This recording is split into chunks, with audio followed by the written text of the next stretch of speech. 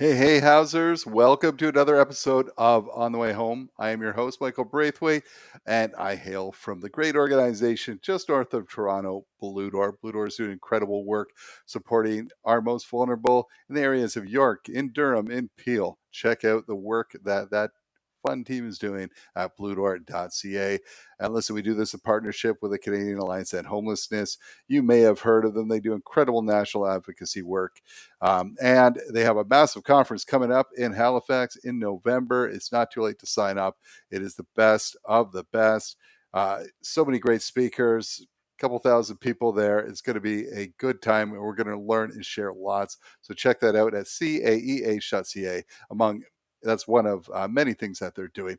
Let's talk about today's guests. We have multiple guests today. Today we have Modupe, we have Nemoy, and we have Cecile on, and they are from the Hogan Alley Society, and they did an incredible research project that they come on to talk about. They're going to be presenting this at the Canadian Alliance on Homelessness conference, so they give us a bit of a taste today, and I encourage you to sign up for it. It's fascinating. They do a research project. It is titled Mitigating Barriers to Safe and Affordable Housing for Black Communities. And they talk about how this came about. They talk about how they put it all together, the methodology around it. And then we talk about, hey, what were the learnings? What were the key learnings? And there was many. Were there any surprises? There were some surprises. And they talk about, like, it wasn't so much surprising, but, also confirming what they thought, the data around it, and what their hopes are moving forward with this amazing research and data.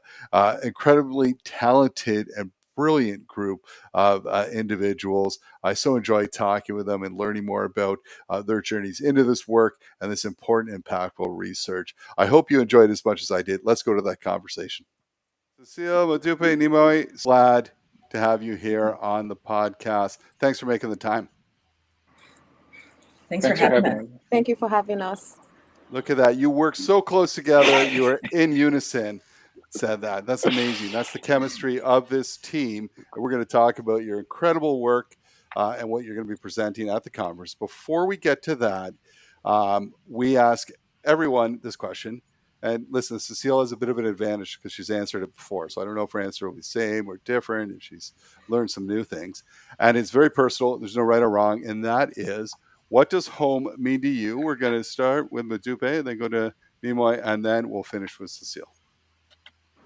So home goes beyond the four walls of a house or of a building. For a home to a Black person, it means a place where they feel loved, where they feel supported, where they can be themselves without any form of restrictions, and where they can achieve their goals, their dreams, their aspirations, where they can go to, like, where they can return from work and just feel loved and supported, basically. So it's beyond the four buildings. It's beyond just having a roof over your head. It's where you feel loved and supported. Love that. Nemoy? I think just echoing similar sentiments to what Modupe is saying. For me, a home is more than just a place that just provides shelter from the elements. It's a place where people build memories. It's a place of refuge and where people can go home and not have to worry about the world around them. But it's also a place that helps to provide stability in certain circumstances, because in certain places, some people might have a home but doesn't feel like a home. So for me, definitely, a home is more than just a place that provides shelter from the elements. Well, those are great answers. I'm not sure if I have more to add to that, but it's very similar what a home means to me. Like Modupe and Nemoy have stated already, it's more than just a physical structure. It really means a place that you feel loved and connected, a place that you feel welcomed, a place you feel safe. Safety is a huge piece for how I view a home. And it's a place that you can actually be yourself and be proud of who you are, knowing that you are part of a family, and even larger than that, part of a community. You're connected with a group of people, whether they're from your background or not, but a group of people that accept and love you for who you are and really empower you and supports you to achieve whatever it is your ambitions are. So a home is really not just a place that provides that safety or that stability, but also a place that you feel that you belong and you're connected. Amazing. All fantastic answers, all ringing of truth. There is a common theme among all our answers with most people that come on. And it's not about the physical structure, right? And I think, Nemo, you said you can have that physical structure and it cannot be a home for all those reasons all of you mentioned. And let's get to know all of you a little bit more. No one really usually goes to, when they're four, as Cecile has a 4-year-old, or Modupe has a 18-month-old, they're not dreaming right now of going into research or into housing or homelessness. That's not usually where kids start. So where that journey starts, we want to learn a little bit more about all of you. And I know you've chatted already. So whoever wants to, who you decide is going to go first, tell us just a little bit about your journey into this work and who you are. Okay, I'll go first. I'm actually an internationally trained dentist from Nigeria, and I migrated to Canada for my master's in public health. Public health, because I noticed the great disparity between the rich and the poor. Like it's just a very wide continuum between like the well-to-dos and the people that are not really supported in the society. So I came for that. And after I finished, I had that degree at Simon Fraser University. And after I finished that, I started work with Hogan Alley Society, and where in particular we've been focusing on housing as a social determinant of health. And that has been that's been a great opportunity for me, because I've been in a very good position to kind of like advocate for Black people, support them in different ways. We do some community engagement work with the Black community, and do some research. And beyond just doing research, we try to make sure that we don't just do research and put the results on our shelves. We kind of make sure that we put the results out there, send out opinion brief, send out briefing notes, attend conferences and presentations to really have a conversation on the experiences of Black people in the community. So that's been what we've been doing so far, or what I've been doing so far as my position as the research director at Hogan Alley Society. And of course, that was how we kind of got into this particular topic that we are going to be discussing today. So, to also emphasize the fact that we noticed the rising cost of rental housing in Metro Vancouver, and we really wanted to map out the challenges that Black people have been experiencing when it comes to getting into affordable housing or accessing accessible housing as well. So that was when we kind of came up with a team of researchers. We had a consultant as well, Wood Buffalo Strategy Group, and we have been doing this work. Yeah. Amazing. Thanks, Modupe. Very cool. Thanks for sharing the journey. Who would like to go next? Nemoy and Cecile. I can go next. So everyone's so polite. Yeah. That's we want to give each other a chance to speak. Just like you talked about, Michael, it's very interesting that you mentioned that we don't go back to our childhood, and that's a very, very important thing to do, because in my doctoral studies, they actually make us think about our childhood and really go back on this journey of reflective practitioners, where we think about what led us to the point we're at right now.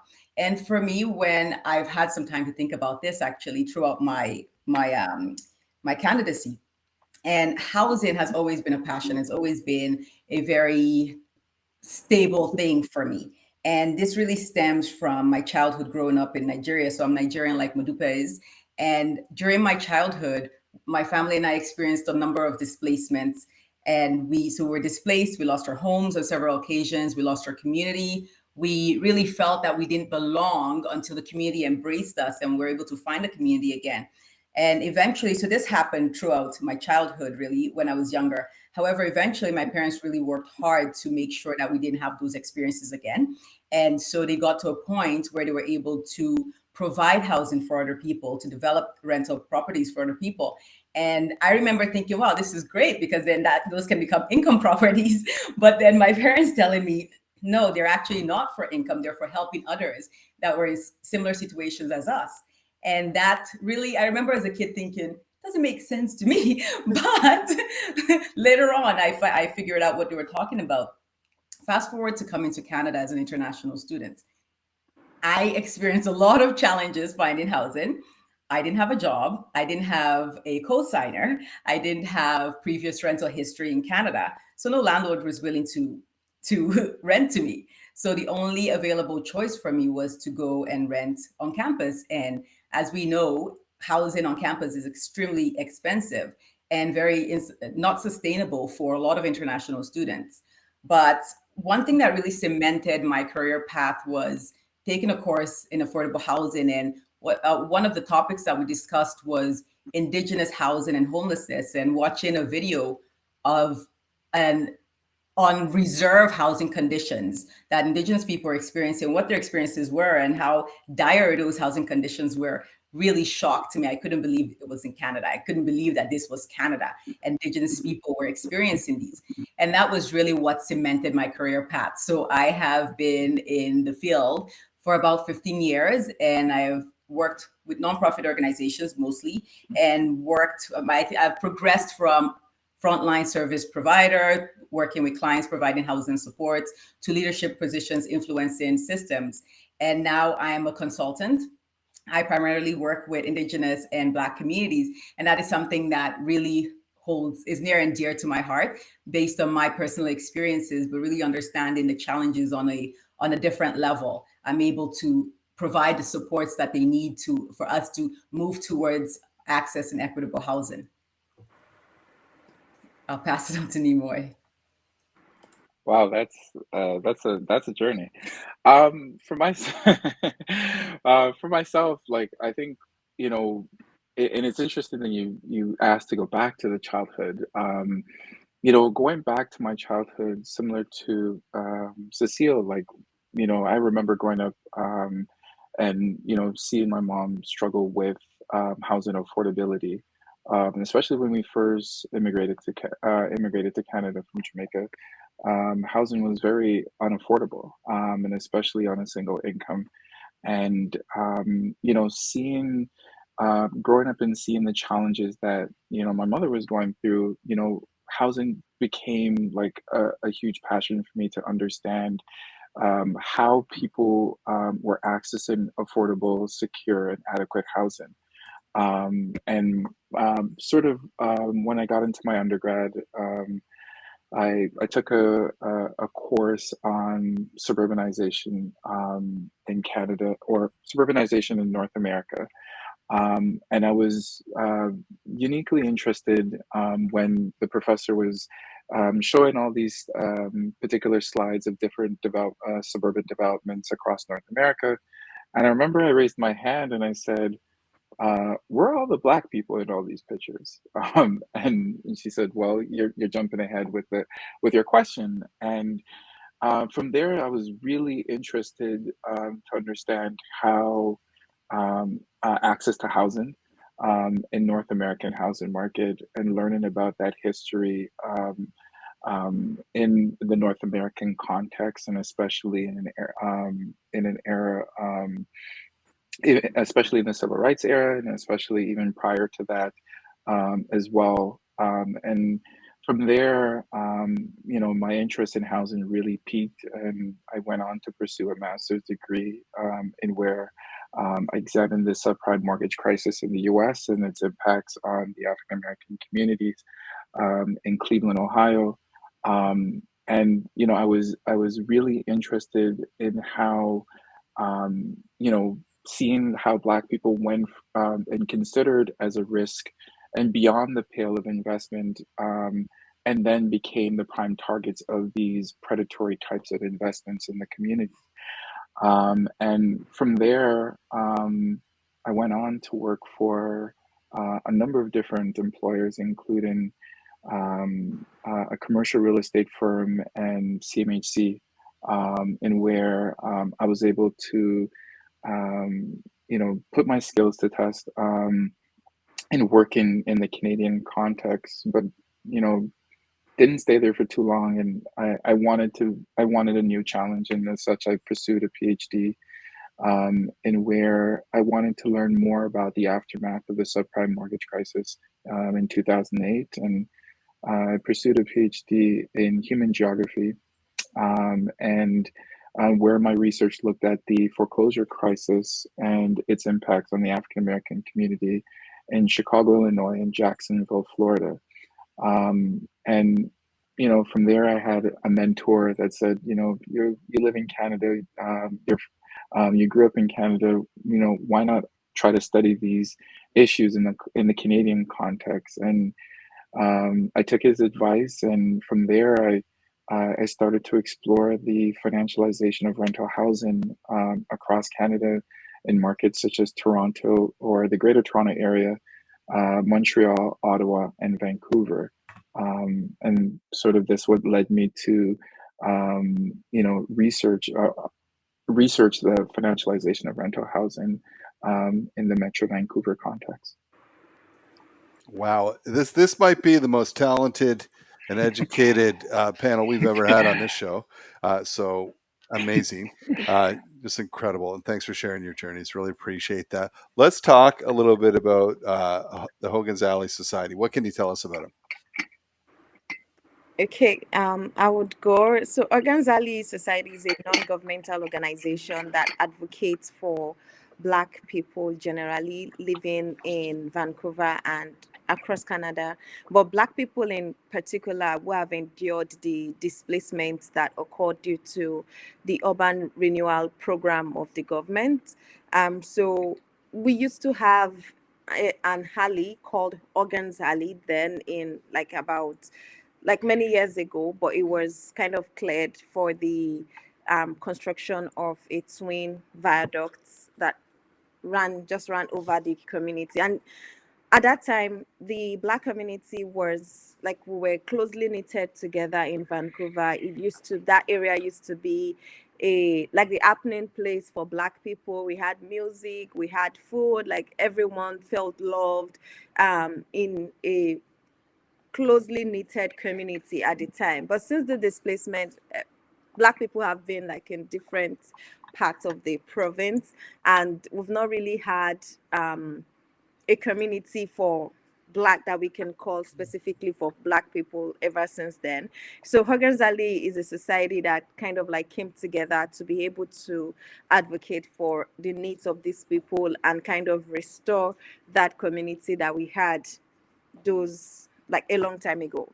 Okay, so it's an organization, but we have like three major pillars, and one of them is housing, development, and community engagement.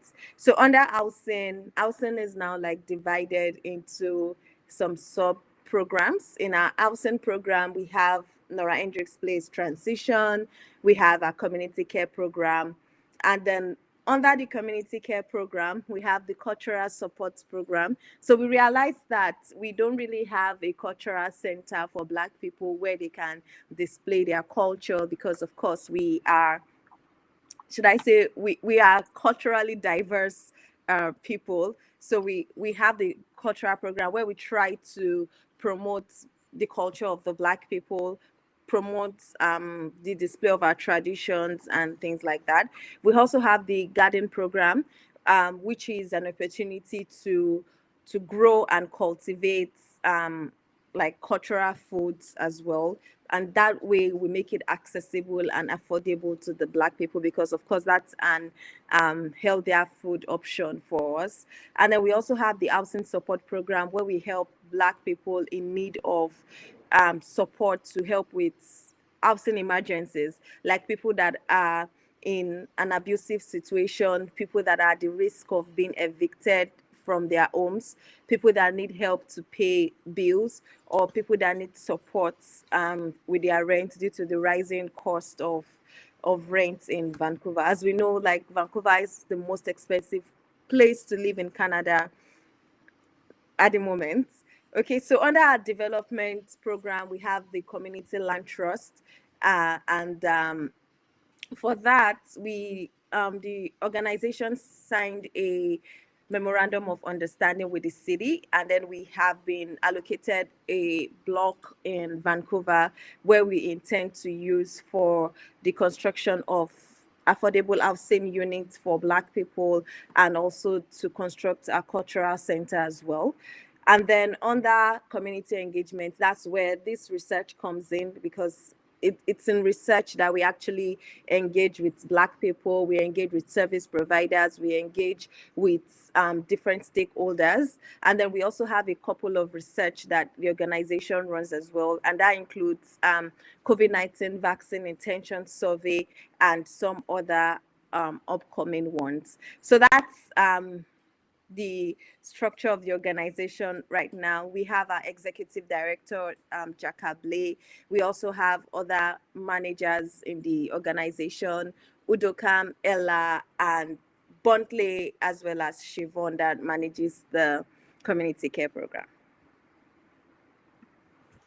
Amazing. And as you said, most of the time you want to be number one, not when it comes to being number one with the most unaffordable rental housing and housing costs in Canada.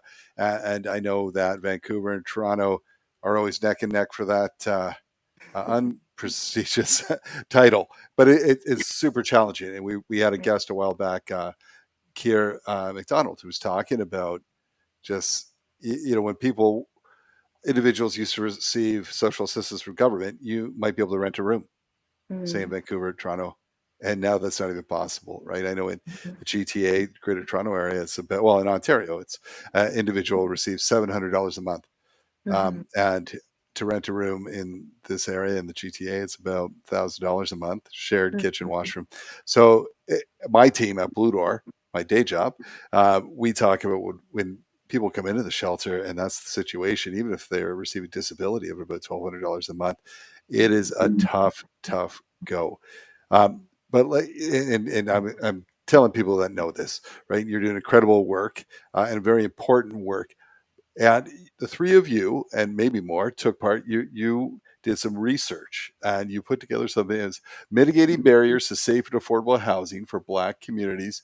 Can you talk to me about how this research came about and how you went about it? How did you start it? Okay, maybe I would start on how the research came about, and then I would pass it over to Cecile thereafter. Okay, so like I was saying earlier, due to the rising cost of rent in Metro Vancouver and the obvious difficulty of Black people to really access housing, the challenges they face, the discrimination they face when it comes to really getting a place to stay and just having a roof over their head. We saw the difficulty. We saw that people were reaching out with great need, great challenge when it comes to getting a house, getting a place to stay. And this was even worsened by the COVID-19 pandemic as well. So the organization put together a team. We kind of like got a consultant, Wood Buffalo Strategy Group, to work exactly on this project, because we really wanted to understand what is causing the issue, what are the factors that are implicated in this issue, because it seemed like it wasn't getting any better, it was just getting worse as time passes. And then we also got the researchers on the call today, Cecile and Nemoy, to help us work with the project. So for the project, we have the research phase as well as the development phase. So for the research phase is what we're going to be discussing essentially today. But the development phase is where we have the design component as well as the prototype phase. So at the prototype phase, we kind of like create a roadmap of interventions. We talk to stakeholders, we talk to Black people in the community, we organize workshops to be able to further understand the problems and also come up with feasible solutions that could work and that could really help us kind of like solve the issue. And the prototype phase is still ongoing at the moment, but we are looking at wrapping it up in December, by the end of this year. But that's how we decided to really look into this research, because Black people in Vancouver, like, we all need help, yeah, especially when it comes to housing. So I'll pass it over to Cecile. Yes, thank you, Modupe, for that introduction. That's essentially how the project came about, and really the recognition that the historical events that have happened, the displacement of Black communities across Canada, especially in this case, Hogan's Alley, has really left a far-reaching impact, an impact that has continued to affect Black communities, and in which we don't even know the level of the impact on Black communities. We haven't studied this in depth. And so Hogan's Alley coming together and pulling together people from our community to really study this was incredibly crucial, and something that I'm really honored to be a part of. And so I was pulled into this project because of my background in housing and homelessness, but also because of my doctoral studies. I'm working on identifying anti-Black racism and really coming up with solutions as to how to tackle anti-Black racism in the housing sector, knowing that that's not something that we talk about in Canada, and not to talk about the housing sector, we don't mention anti-Black racism really. But the research component really we went through an ethics approval process, and we're able to receive approval from the Community Research Ethics Office. And so we employed both a quantitative and qualitative research methodologies. This was very important and very smart and very intelligent and wise on Hogan's Alley's part, because a lot of the times we focus on maybe qualitative or quantitative, and rarely do we do both. So this really tapped into both methodologies. And so our research focus, I was the one that led the qualitative research methodologies, and Dr. Nemoy was the lead of the quantitative research methodology. So for the qualitative research methodology, our focus was really on exploring the experience of Black Vancouverites in accessing and also maintaining rental housing, as well as identifying what their affordable housing needs are. We also investigated how government policies and practices have really contributed or may have contributed to housing hardships for Black communities, with a focus on systemic and structural barriers. Another area of focus was to identify innovative solutions. This was very important for the community to actually drive this and identify what solutions would work with a Black community in Metro Vancouver. And so to answer our research questions, we really employed 4 methodological approaches. And this was important because we recognize community engagement is something that is not necessarily done within Black communities. And there are challenges to that because we've been marginalized and oppressed historically, and we continue to experience those challenges. However, our 4 methodological approaches were a Vancouver-wide online survey. Modupe really led this because of she lives in Vancouver and I'm in Calgary. So I really leaned on her to help with crafting this and engaging Black Vancouverites who are renting to really respond to this Vancouver-wide online survey. And the purpose was really to gather data on what their experiences, their lived and living experiences with accessing and maintaining housing is. And the survey really, it was a quite detailed survey. It covered a number of categories. I wouldn't go into it. It's something that you can check. You can look at in the report, but it mostly covered the demographics, really understanding who the Black communities are. It talked about housing types. Where do they usually live? Is it private market? Is it subsidized housing? What are their household compositions? How many members of the household are they typically? And dwelling satisfaction and dissatisfaction and concerns. We talked about forced moves because that was an issue in Vancouver.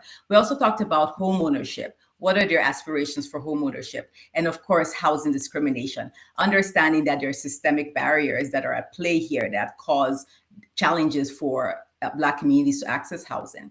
And the next methodological approach that we engaged in was key informant interviews. It was important for us to balance this, to understand the lived experiences, but to also engage sector professionals. So people that are policymakers, housing providers, housing service deliverers, to really understand what their role is and to understand what the policies and practices are and how this may be perpetuating systemic and structural barriers. The third approach was focus group. This was really, and we added this on because we noticed that when we got the survey back, we realized that specific groups weren't represented in the survey. So we wanted to make sure that our approach was accessible. It was convenient to certain target groups who may have limited capacity. It might be language barriers. It might be they don't have access to computers or internet. And so we targeted the new immigrant and refugee population and also seniors to really get to know who they are and what their challenges are. And we also incentivize them to partake in this project. And so that was very key to our project because we're able to understand how their experiences may vary from the larger population of Black communities. And the last methodological approach, which I would say is something that I really enjoyed because of the design component of it, it was a co-design workshop. The purpose of this was really to bring together all the stakeholders, to bring together the sector professionals, the policymakers, the service deliverers, housing providers, as well as have people with lived and living experiences partake in this. And the purpose was really to drive this process, for them to come up with the solutions, to chart the problems and the challenges, to identify shared priorities, and also what innovative solutions could we identify, recommend that would really help to resolve this issue, at least start to tackle this issue. So the idea of co-designing solutions really fostered the mantra of nothing about us without us. So that was very important that the Black communities lead this. And it was also really very beneficial to have the sector